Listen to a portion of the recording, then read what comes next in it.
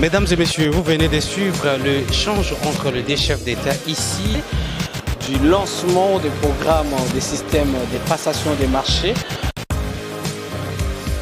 Vous nous suivrez partout à travers le monde, mesdames et messieurs. Bonjour, bonsoir, ça dépend de l'ère à laquelle vous allez suivre votre groupe de médias. Top 243 News. Nous sommes en direct de Kinshasa pour ces samedis, mesdames et messieurs, 18 ans après la constitution de la République démocratique du Congo. Pour ce faire, un colloque qui s'est ouvert depuis ce matin à partir de 8h30 ici à Kinshasa et plus précisément dans la salle du spectacle du Palais du Peuple. Nous allons suivre les éminents professeurs qui vont s'interroger sur 18 ans après pour la constitution de la République démocratique du Congo. L'initiateur, c'est le professeur André Mbata qui sera au menu de tous les enjeux qui vont se dérouler autour des 18 ans des commémorations de la constitution de la République démocratique du Congo. Suivons d'abord tour à tour les interventions, mais également les interviews à chaud qui sera à l'issue de ces colloques ici en direct du Palais du Peuple de Kinshasa. On va juste revenir pour comprendre avec vous ensemble.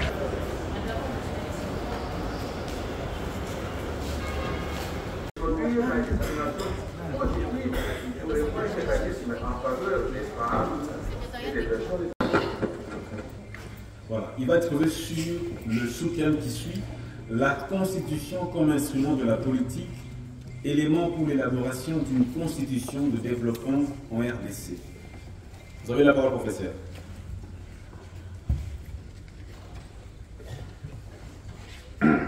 Merci beaucoup. Nous avons 500 sièges, alors on va mentionner le pays en 500 circonscriptions électorales. C'est un débat. Nous pouvons l'ouvrir. Autre question, c'est l'élection des députés.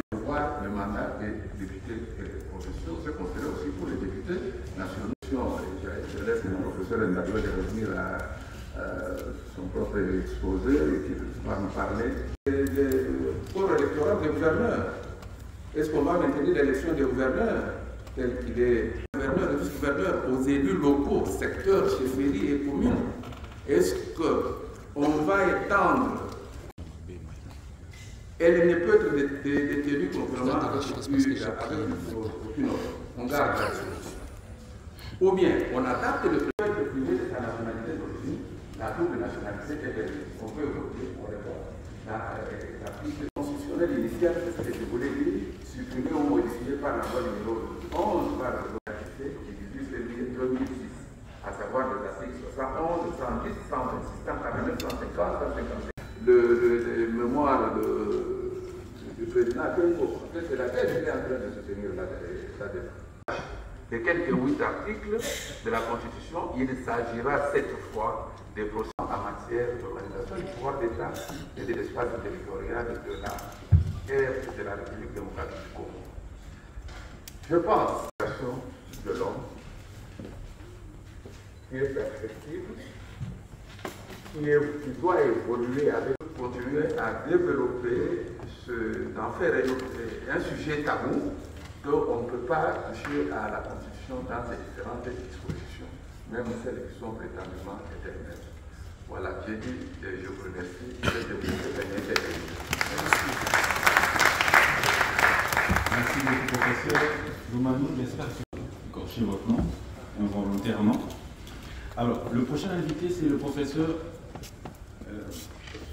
Émile Bongeli Yeikelo Yato. Il va exposer la Constitution congolaise. Et quand je venais, je m'étais préparé à un débat avec les juristes. Mais quel est mon grand étonnement, ma grande surprise agréable de voir que nous sommes tous unanimes aujourd'hui pour reconnaître qu'il faut toujours interroger la société pour savoir ce qui est bon pour elle et non faire venir des idées d'en haut, n'est-ce pas, et d'essayer de forcer la réalité à ces idées. J'ai beau... Vous avez entendu le questionnement qui continue. Je crois que le mérite à la fin, lorsqu'il s'agira de conclure, c'est soulever ce débat sur la Constitution. Ce n'est pas un débat tabou. je crois le doyen et le pauvre Ndaïwe l'a dit, on ne peut pas empêcher à un penseur congolais de penser. Ce serait une insulte. Que lorsque tel ou tel émet une idée, c'est parce qu'il est à la sorte de tel, il est dicté par tel parti politique, il est dicté par telle autorité morale. Mais les autorités intellectuelles sont ici. Elles sont bien plus puissantes que les autorités morales. Je crois qu'on devrait apprendre dans notre pays à privilégier ou à donner plus de respect aux autorités intellectuelles qu'aux autorités politiques.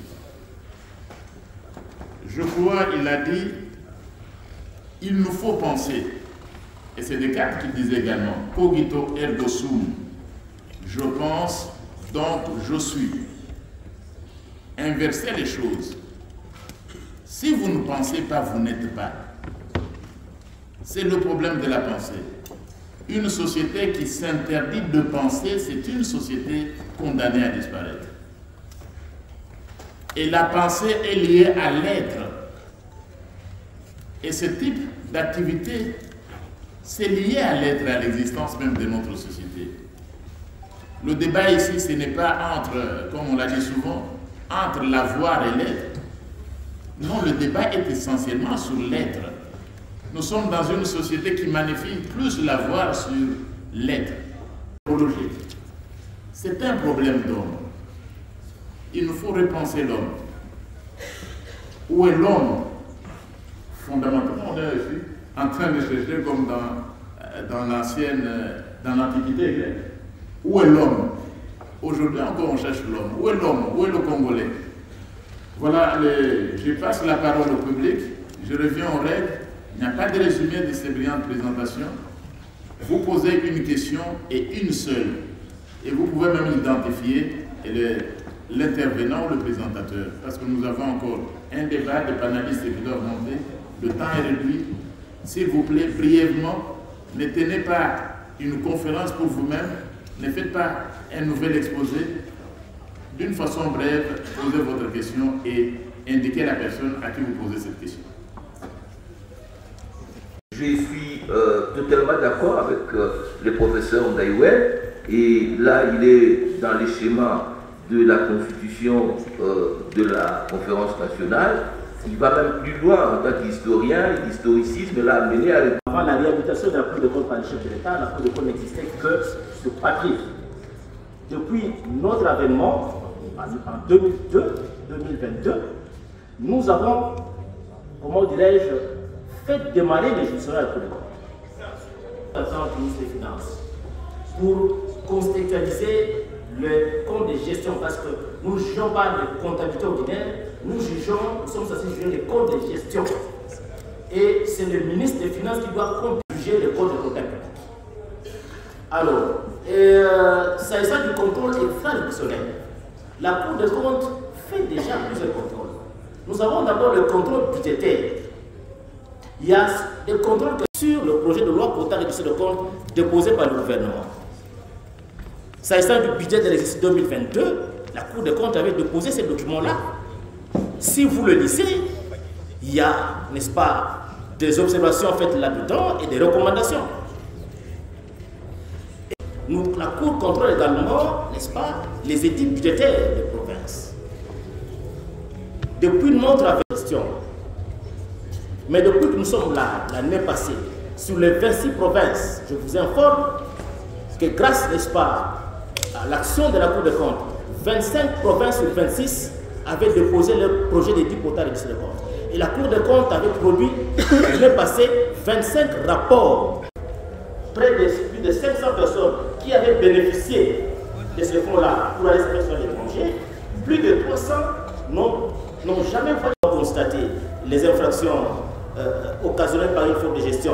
Auprès du ministre de la Justice, mais je vous dis que ça fait des mois et des mois depuis que ce dossier-là est déposé là-bas, le parquet général de la Cour de cassation n'a jamais été saisi. Il y a d'autres dossiers, un autre dossier qui est là-bas. Donc, la Cour des comptes. L'assistance me permettra d'avoir 2 minutes pour procéder au baptême de l'ouvrage. Puis avoir des remontées pour vous remercier et puis annoncer le cocktail. Mais je voudrais dire un mot au sujet de ce que le premier vice-président a dit. Le premier président, excusez-moi, de la Cour des comptes, au sujet de l'article 217. Effectivement, nous ne pouvons pas procéder à un abandon partiel de la souveraineté en ce qui concerne les territoires. Tout simplement parce qu'ici, le droit constitutionnel vient à la rencontre du droit international. Le droit international africain et le droit international d'une façon générale.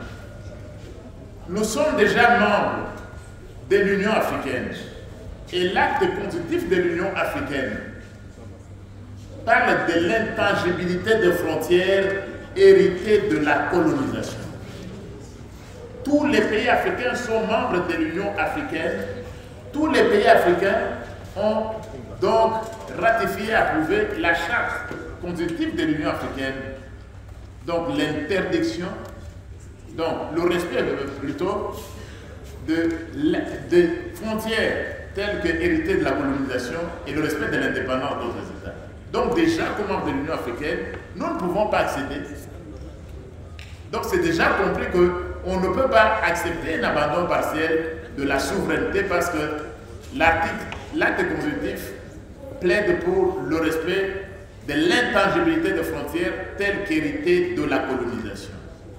Et aussi la charte de l'ONU et d'autres instruments internationaux viennent compléter cela. Donc cet abandon partiel vaut dans d'autres matières, dans d'autres domaines, mais pas, il ne faut pas considérer que c'est cet article qui permet au Rwanda de nous agresser. Non, le Rwanda qui nous agresse agit tout simplement comme un État voyou au regard du droit international.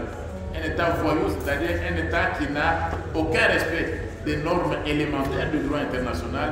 Et cette agression, en vertu donc de l'article 63, tout Congolais a le droit et même le devoir sacré. Ce n'est pas n'importe quel devoir. On dit que ce devoir-là est sacré de défendre l'intégrité du territoire national. C'est pourquoi nous louons l'activisme des Congolais, les Ouazalunde et les autres, nos forces armées engagées sur le terrain, les forces de la police et de la sécurité, parce qu'on doit défendre l'intégrité de notre territoire national. Voilà donc la linéa 2. Merci. Je procède donc au baptême de l'ouvrage et puis je viendrai vous remercier. Gloire. Chef. Chef. Il y a le champagne? Oui.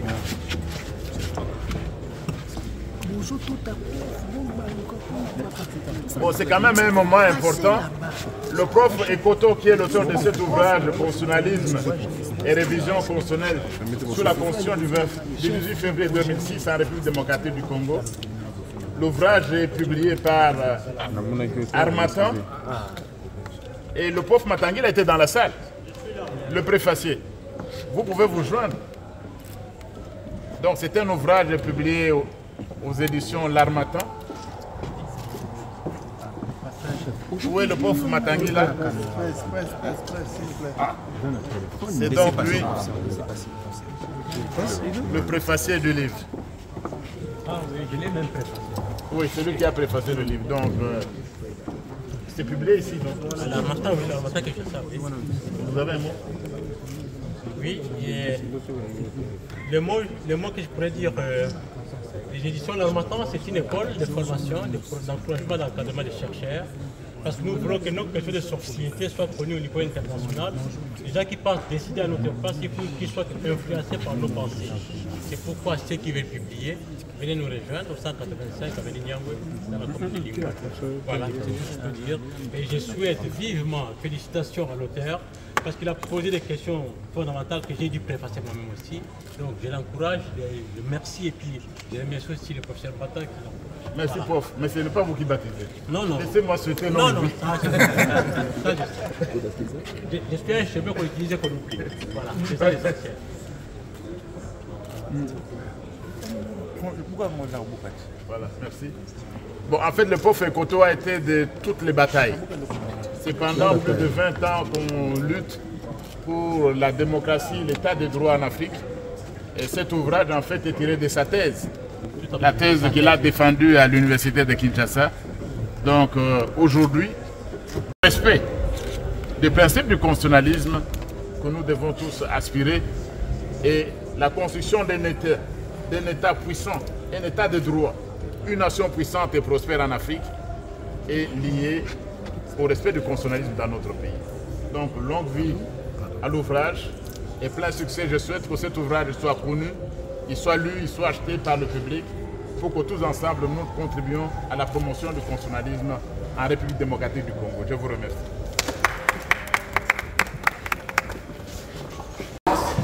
Distingués invités, chers amis, je voudrais donc avant l'hymne national prendre la parole à ce moment précis comme directeur exécutif de l'Institut pour la démocratie, la gouvernance, la paix et le développement en Afrique, qui vient d'organiser aujourd'hui ce colloque pour commémorer le 18e anniversaire de la Constitution de la République. Comme nous l'avons dit, il s'est agi d'un événement scientifique majeur. La Constitution a également son anniversaire qu'il faut célébrer. Il était important pour l'IDGPA de rappeler à la nation l'importance de cet instrument qui forme notre pays, notre République et notre État. Il était important d'insister sur les valeurs du constitutionnalisme que cette Constitution tend à promouvoir, mais il était également important de dire que 18 ans après, il était question qu'on tire les leçons, qu'on réfléchisse sur les forces et également sur les faiblesses, parce que la Constitution, comme toute œuvre humaine, n'est pas éternelle. Et c'est Paul Valéry qui disait déjà cela au sujet des civilisations. Les civilisations elles-mêmes sont mortelles. La Constitution, qui est l'œuvre de femmes et d'hommes mortels, subit également le poids de l'âge et est susceptible de modifications, de révisions ou de changements. Ce colloque a été donc convoqué pour réfléchir sur la Constitution et non pas pour la réviser, pour la changer. Non, comme on l'a vu, on a entendu dans d'autres scènes. Parce que pour nous, il faut penser, il faut réfléchir. Une société qui n'a plus de penseurs ou qui n'accorde pas de poids à ses penseurs, c'est une société condamnée à disparaître. Je voudrais donc à ce moment précis remercier tous les intervenants.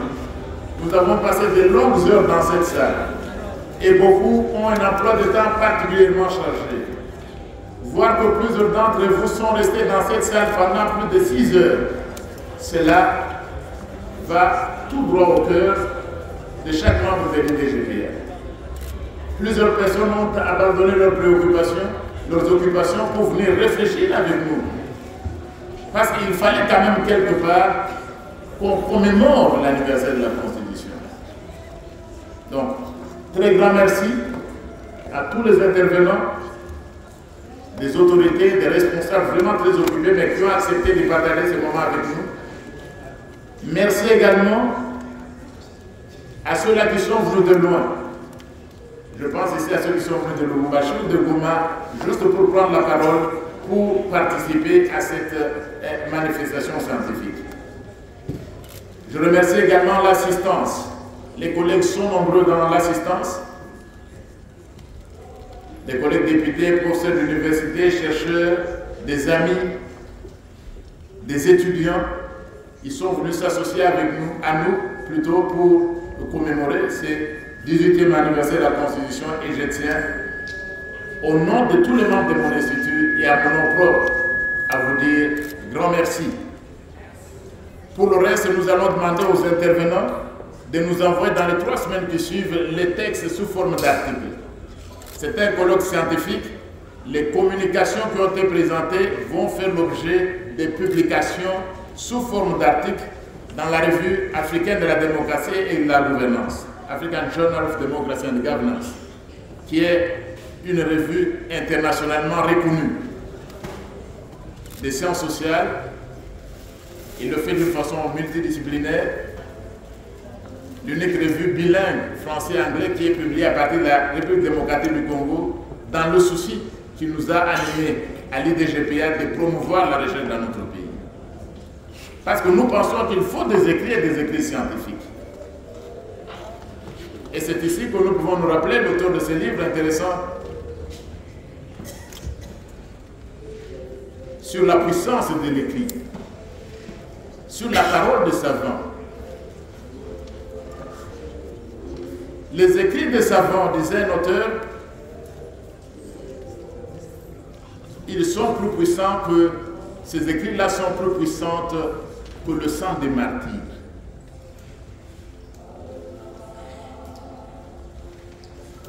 L'encre des savants, c'est effectivement le titre d'un collègue, je crois, qu'il a repris, un collègue sénégalais.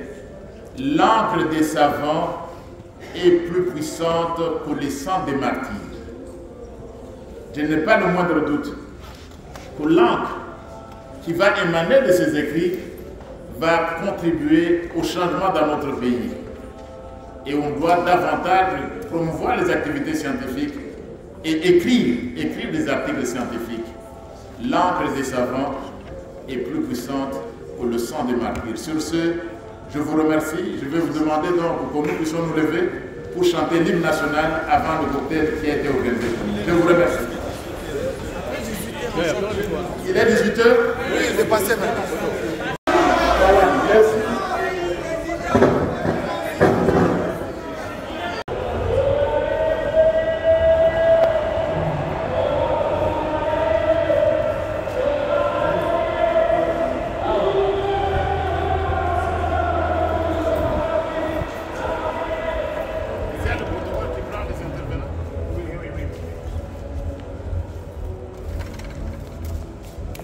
Bonjour professeur. Bonjour. On peut vous avoir quelques mots après juste cette grande conférence de plus de 5 heures, dit-on ici, à l'Assemblée nationale. Qu'est-ce que la population peut retenir autour de tout ce que vous venez de faire?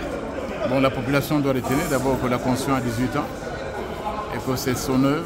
Il fallait la célébrer, la commémorer. Et comme intellectuels, comme scientifiques, nous devions de réfléchir sur cette Constitution 18 ans après. C'est l'âge de maturité pour voir quelles sont ses forces et quelles sont ses faiblesses et nous projeter dans l'avenir.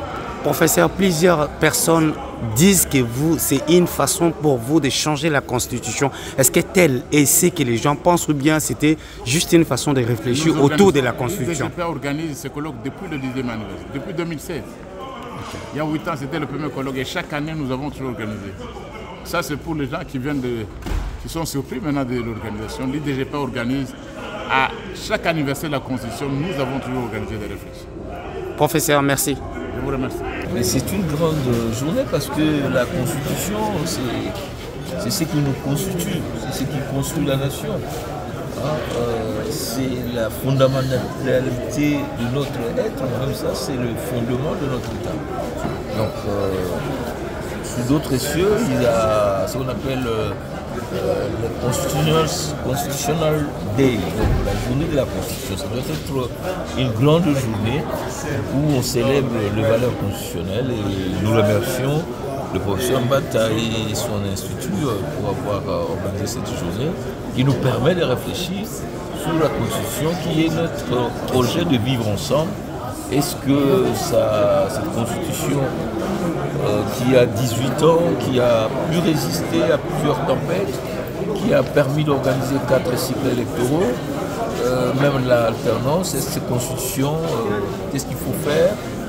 Il faut la faire une rélecture ou il faut une réécriture. Voilà un peu le sens de notre intervention et la pertinence de cette journée. Poser une alternative, est-ce qu'on peut faire la rélecture, c'est-à-dire une mutation par la pratique? Parce qu'une constitution, ce n'est pas simplement un texte, c'est la pratique des acteurs.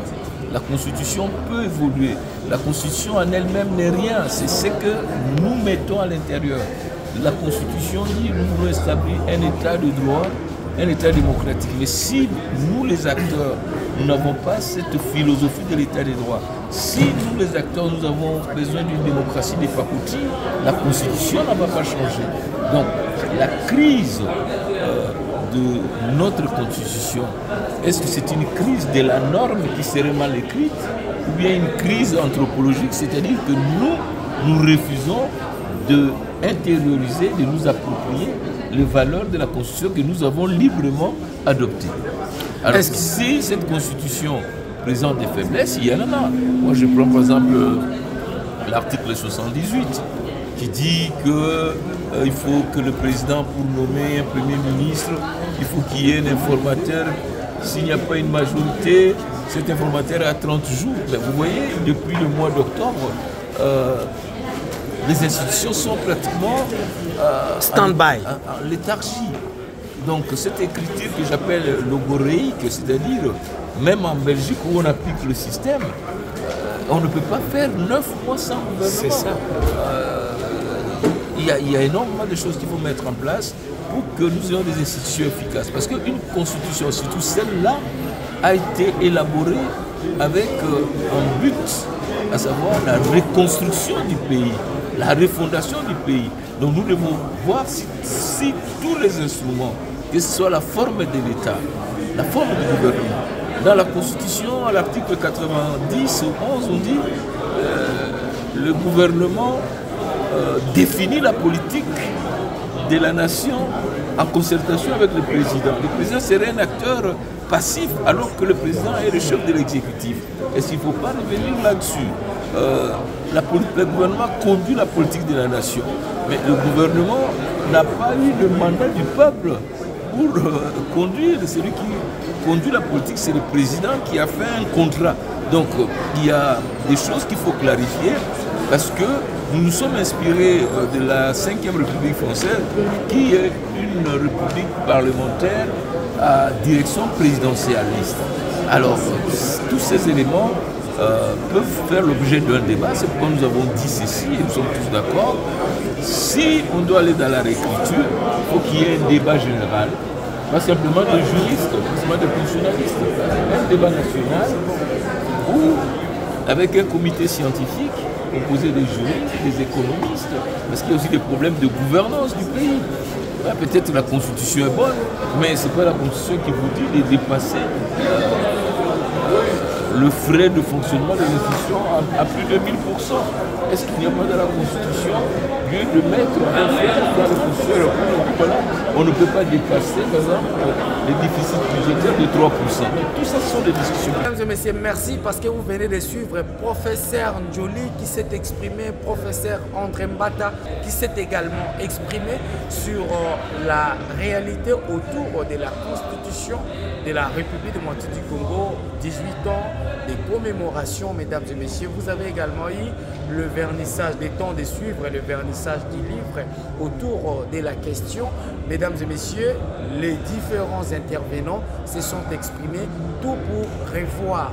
La rencontre d'aujourd'hui n'était pas focalisée uniquement pour changer la Constitution, comme a affirmé le député national André Mbata, mais c'était uniquement une façon de revoir un peu la Constitution, parce qu'au cours de cet échange avec les scientifiques et le corps professoral, c'était une façon de 18 ans après, qu'est-ce qu'il faut faire pour changer au moins certains articles, revoir certains articles de la Constitution de la République du Congo. Vous avez le temps de suivre les différents intervenants à travers les interviews, mais également, mesdames et messieurs, les interventions dans la salle du spectacle du Palais du Peuple. Merci pour votre attention. Restez connectés. D'ici là, portez-vous bien. À très bientôt dans un nouveau numéro d'actualité sur Top 243 News Télévision et www.top243news.com. Pour vous informer de l'essentiel de l'actualité en République démocratique du Congo, il vous suffit de vous abonner sur Top 243 News TV. Également nous lire sur www.top243news.com.